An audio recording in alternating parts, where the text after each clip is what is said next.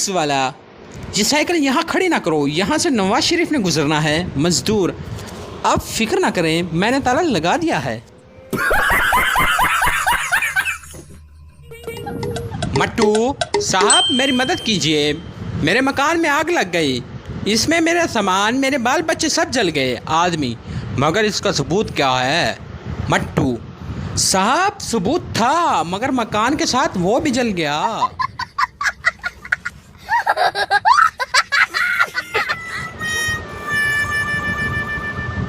शादी एक ऐसा बंधन है जिसमें दो इंसान मिलकर इस परेशानी को दूर करने की कोशिश करते हैं जो पहले कभी थी ही नहीं।